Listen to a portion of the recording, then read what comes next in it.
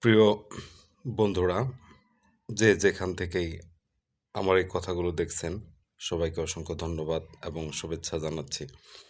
আমি ভাই একটা ছোট মানুষ। ছোট মানুষ হিসেবে কয়েকটা কথা বলবো।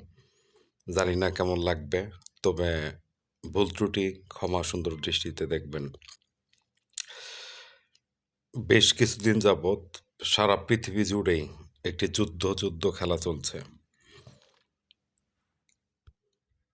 এই যুদ্ধ খেলায় মধ্যপ্রাচ্য, এশিয়া, আফ্রিকা তো অনেক দীর্ঘদিন যাবৎ লেগে আছে।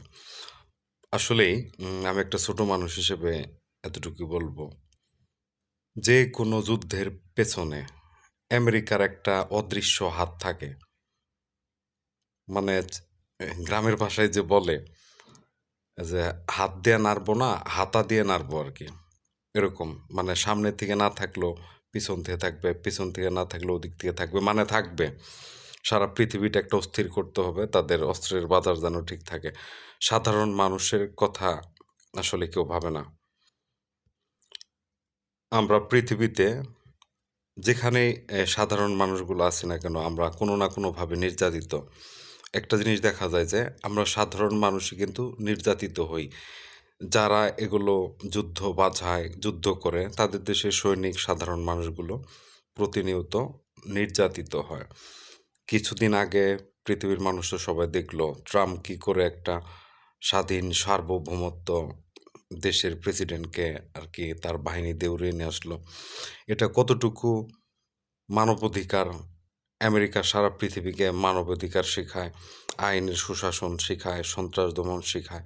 এটা কোন আইনের অন্তর্গত সেটা আপনারা কমেন্ট করে আমাকে জানাবেন। আমার জানার খুব ইচ্ছা।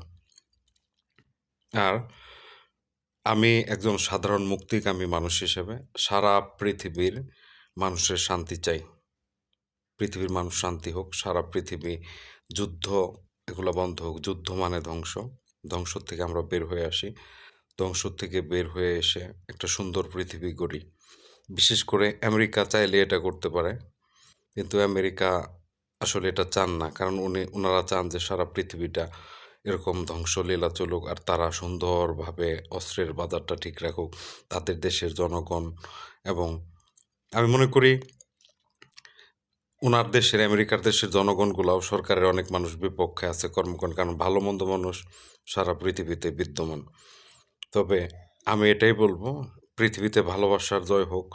সারা পৃথিবীটা প্রেমময় হোক, ভালোবাসাময় হোক। সবাই সুন্দর করে বাঁচুক, সুন্দর করে পৃথিবীটা চলুক। আমরাও চলি। ভালো থাকবেন। আমার চ্যানেলটি সাবস্ক্রাইব করে পাশে থাকবেন। ভালো থাকা হয় যেন।